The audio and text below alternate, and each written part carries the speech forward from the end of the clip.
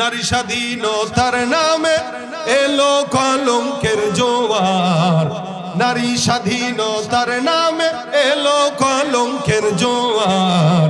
একই নারীর অধিকার কখন জানি শেষ হবে এই অশ্লীলতা। একই নারীর অধিকার কখন জানি শেষ হবে এই অশ্লীলতার। ওয়ার্ড কমিশনার থেকে ইউনিয়ন পরিষদে ক্রমান্বয়ে দেখো রে ভাই একেবারে সংসদে। ওয়ার্ড কমিশনার থেকে ইউনিয়ন পরিষদে ক্রমান্বয়ে দেখো রে ভাই একেবারে সংসদে। নারী থাকবে সুখের নীড়, এত কষ্টের কি দরকার। কি নারীর অধিকার কখন জানি শেষ হবে এই অশ্লীলতা। ঠিক কিনা? উলঙ্গ বেহায়াপনায় নিজেকে বুঝে ধন্য, শয়তানের মন ভরাতে হয়েছে ভোগের পণ্য। ঠিক কিনা? উলঙ্গ বেহায়াপনায় নিজেকে বুঝে ধন্য, শয়তানের মন ভরাতে হয়েছে ভোগের পণ্য। নাস্তিকতার বেড়া জাল দেখায় যে রঙের বাহার, নাস্তিকতার বেড়া জাল দেখায় যে রঙের বাহার। একই নারীর অধিকার কখন জানি শেষ হবে এই অশ্লীলতার। ঠিক কিনা? স্বাধীনতা ইসলাম বেশি দিয়েছে না কম দিয়েছে? আল্লাহ পাক রব্বুল আলামিন আদমকে প্রেরণ করলেন, হাওয়াও আসলেন, দুইজনের সম্মতিতে বিবাহ হলো। তারপরে তাদের মেলামেশা আল্লাহ পাক দিলেন। ওই মেলামেশা থেকে হাবিল আর কাবিলের জন্ম। ওখান থেকেই বংশ পরম্পরায় আমাদের পর্যন্ত আজকের এই পৃথিবী। আল্লাহ পাক বলেন, ইন্না খালাকনাকুম মিন যাকারি ওয়া উনসা ওয়াজআলনাকুম শুউবা ওয়া ক্বাবাইলা লিতাআরাফু। মনে রাখবেন, আল্লাহ নারী আর পুরুষের বৈধ পন্থায় বিবাহের মাধ্যমে সন্তান দেয়, সেখান থেকে আবার বৈধ পন্থা আরেক সন্তান হয়। অবৈধ পন্থায় যেগুলো জন্মগ্রহণ করে ওদেরকে বৈধ সন্তান বলে না, পিতৃ পরিচয়হীন অবৈধ সন্তান হয়। এজন্য আল্লাহ পাক বলেন, ওয়ালা তুকরিহু ফাতায়াতিকুম আলাল বিগাই ইন আরাদনা তাহাসসুনাল লিতাবতাগু আরদাল হায়াতিদ দুনিয়া। আল্লাহ বলেন, তোমরা তোমাদের দাসীদেরকে, যুবতীদেরকে যারা বেশ্যাখানায় দাও, পতিতালয়ে দাও, সাময়িক কিছু টাকা পয়সা অথবা দুনিয়ার কিছু চাকচিক্য হাসিল করার জন্য, এটা যদি কেউ করো তাদের মতের বিরুদ্ধে, মনে রাখবা এটা তোমাদের মারাত্মক গুনাহের কাজ। এটা আল্লাহ নিষেধ করেছেন। যারা এই কাজ করে এটা আল্লাহর সঙ্গে নাফরমানি করা। এই জন্য আল্লাহ পাক পুরুষ আর নারীকে একে অপরের সহায়ক বানিয়েছেন। কি আল্লাহ বলেন? আল মুমিনুনা ওয়াল মুমিনাতু বা'দুহুম আউলিয়াউ বা'দ। মুমিন নারী, মুমিন পুরুষ একে অপরের সহায়ক।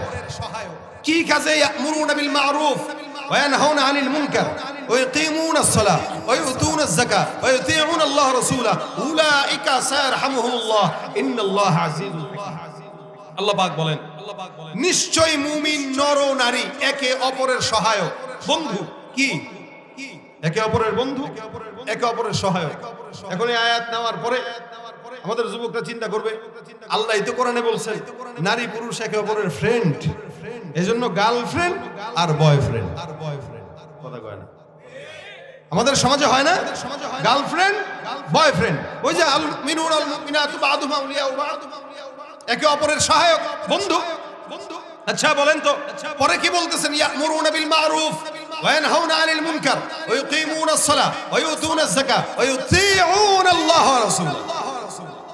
একে অপরের সহায়ক কি হিসাবে? যে এরা একে অপরকে নামাজের কথা বলবে, কোরআনের কথা বলবে, আল্লাহর তাআতের কথা বলবে, সুন্নাহর কথা বলবে, দাড়ি রাখার কথা বলবে। বৈধ পন্থায় কখনো কেউ কাউকে নামাজের কথা বলে না, বরং বিছানায় যা অকাম করার কথা বলে। কথা ঠিক কিনা? বৈধ পন্থায় যখন হয় তখন মানুষ তার বিবি, তার স্বামীকে নামাজের কথা বলে। অবৈধ পন্থায় কখনো কেউ কাউকে নামাজের কথা বলে না। অবৈধ পন্থায় কেউ কাউকে রোজার কথা বলে না। অবৈধ পন্থায় কেউ কাউকে আল্লাহর সুন্নত মানতে বলে না, কারণ আল্লাহর সুন্নত মানতে বললে তো প্রেমের ব্যাকআপ ঘটবে। কেমনে বল? কিন্তু আল্লাহ পাক বলতেছেন কি, ওয়াল মুমিনুনা ওয়াল মুমিনাতু বা'দুহুম আউলিয়াউ বা'দ।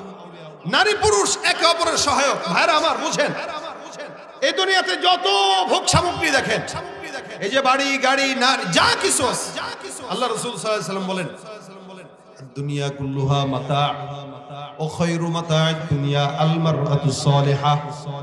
এই গোটা দুনিয়াতে যা কিছু নজরে পড়ে, যত আসবাবপত্র আছে, যত কিছু আছে, এই সব হলো ভোগ সামগ্রী। গাড়ি ভোগ সামগ্রী, বাড়ি ভোগ সামগ্রী, ব্যবসা বাণিজ্য সম্পদ ভোগ সামগ্রী, সন্তান ভোগ সামগ্রী, যা কিছু আছে এগুলো সুন্দর সুন্দর ভোগ সামগ্রী। আল্লাহর নবী বলেন এই সব কিছুর মধ্য থেকে সবচাইতে উত্তম ভোগ সামগ্রী আর দুনিয়া কুল্লুহা মাতা ওয়া খায়রু মাতা'আদ দুনিয়া আল মারআতুস সালিহা। সবচেয়ে উত্তম ভোগ সামগ্রী একজন নেককার বিবি। সুবহানাল্লাহ। কি নেককার? কথা কয় না। নেককার বিবি, গার্লফ্রেন্ড নয়। আপনার ভোগ সামগ্রী আপনার গার্লফ্রেন্ড নয়, আরেকজনের বউ নয়। বর্তমানে যেই পরিমাণে পরকীয়া চলতেছে, আজকে যারা নারীবাদীর স্লোগান দিচ্ছে, নারী সংস্কারের নাম দিয়া যারা নারীর অধিকার হরণ করছে, এরাই এই সমাজে পরকীয়া ডেকে এনেছে। ঠিক কিনা বলেন? সমাজের জায়েজ জিনিসটাকে হারাম করে। এই যে নারী সংস্কার, আপনারাও জানেন, আজকেই জাতীয় ওলামা আইম্মা পরিষদের পক্ষে আমাদের তরফ থেকে একটি সেমিনার করা হয়েছিল। এখানে বলা হয়েছে তারা সংস্কারের নামে কি বলছে, যে নারী তার বেশ্যাবৃত্তিকে, নারী যদি বেশ্যাবৃত্তি করে, বেশ্যাগিরি করে, ওই বেশ্যাগিরি নারীকেও শ্রমের মূল্যায়ন দেওয়া লাগবে। এটাকে তার শ্রম বলা হবে। বেশ্যাবৃত্তিকে কি বলা হবে? শ্রম। তার মানে সে একজন শ্রমিক। একজন বেশ্যা কি শ্রমিক? কেন সে শ্রম দেয়? কোথায় দেয়? বিছানায়। আচ্ছা বলেন তো, এই শ্রমে কি কষ্ট না শান্তি? কোনটা? বুঝে নাই আপনারা? সব বিবাহিত লোক বুঝে না। একটা নারী বেশ্যাগিরি করে, বিছানায় কোনো পরপুরুষের সঙ্গে শোয়, এই শ্রমে কি তার শান্তি লাগে না অশান্তি লাগে? শান্তি তো লাগে। শান্তি আবার শ্রম হয়নি। এসি রুমে বসে যদি আপনি করেন আমি শ্রম করতেছি, এটা হয়? যে আরাম করতেছে শ্রম বলছে। শ্রমজীবিত সে যে বহুত রিস্ক নিয়ে ডাকাতি করে, অথবা চুরি ডাকাতি করে, সন্ত্রাসী করে, মানুষের টাকা চুরি করে, শীত কেটে তারপরে ঘরের ভিতরে যায় টাকা চুরি করে, এই না শ্রম দেয়? কি বলেন? যদি বেশ্যাকে যদি শ্রমের মূল্যায়ন দেওয়া লাগে, তাহলে সবচেয়ে বড় আগে ডাকাত আর সন্ত্রাসদেরকে শ্রমের মূল্যায়ন দেওয়া দরকার। দেখেন কোন জায়গায় জামাকে পচন ঘটলে কোন জায়গায় তারা হাত দেয়।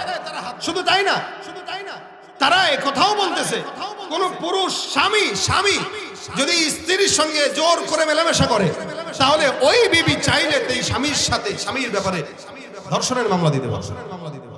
আস্তে কইলেন নাউজুবিল্লাহ।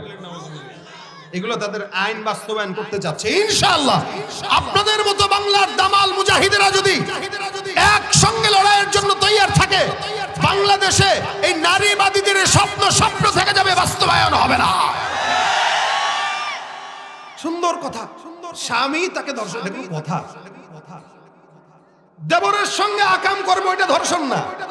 স্বামী কেন করলো? এটা ধর্ষণ। অথচ হাদিস শরীফে রাসূল করিম সাল্লাল্লাহু আলাইহি ওয়াসাল্লাম বলেন, কোন নারীকে যদি স্বামী বিছানায় চায়, কোন স্বামী যদি নারীকে বিছানায় চায়, ওই নারী যদি স্বামীর ডাকে সাড়া না দেয়, ঘুমায় থাকে, সারা রাত ফেরেশতাদের লানত তার উপরে যাবে। কথা বুঝেন নাই? কোন স্বামী বিবির সঙ্গে সহবাস করতে চাচ্ছে, স্বামীর ডাকে বিবি সাড়া দেয় নাই, আল্লাহর নবী বলেন সারা রাত ফেরেশতাদের মাধ্যমে তার উপরে লানত দেওয়া থাকে, বদদুয়া দেওয়া থাকে। স্বামীর ডাকে সাড়া না দেওয়ার কারণে। আরে শয়তানরা বলতেছে, যদি স্বামী তার সাথে কিছু করে, তাহলে তার পছন্দ না হলে সে বলবে আমাকে ধর্ষণ করছে। কে? স্বামী। স্বামী কর্তৃক ধর্ষণ হয় কখনো? কতটা দিমাগ পচলে এই সমস্ত কথা তারা বলতে পারে। অথচ আল্লাহ পাক রব্বুল আলামিন বলেন এরা একে অপরের সহায়ক, একে অপরের বন্ধু। কোন পথে? দ্বীনের রাস্তায়। যেই বিবি তার স্বামীকে দ্বীনের রাস্তায় ডেকে দেয় ফজরের নামাজ পড়তে, এই হলো সহায়ক। দেবর ভাবির সম্পর্কে একজন আরেকজনকে বিছানায় যাওয়ার সবক দেয়, এটা সহায়ক না, এটা হলো আল্লাহর তরফ থেকে নাফরমানি করা। ঠিক কিনা জোরে করা? নাফরমানি আল্লাহর জন্য, আল্লাহর পক্ষে। এজন্য ভাইরা আমার, শুধুমাত্র স্বাধীনতার স্লোগান দেওয়া, অথচ এই নারীদের হালত কি ছিল? এক সময় নারীদেরকে জ্যান্ত কবর দেওয়া হতো। আপনারাও জানেন, নারী জন্ম নেওয়াটাকে অভিশপ্ত মনে করা হতো। এমন কি আগের কালের জামানায় কেউ কারো থেকে টাকা যদি পাইতো ধার, ওই টাকা শোধ না করতে পারলে ঘরের বউরে দিয়ে দিত যে আমার টাকা দিতে পারলাম না, বউ দিয়ে দিলাম। বউরে কেন? বউর সাথে তুই 2-4 রাত থাক, যতদিন মন চায় থাক, এরপর তোর মন চাইলে তুই আমার কাছে দিস, টাকা আর চাইস।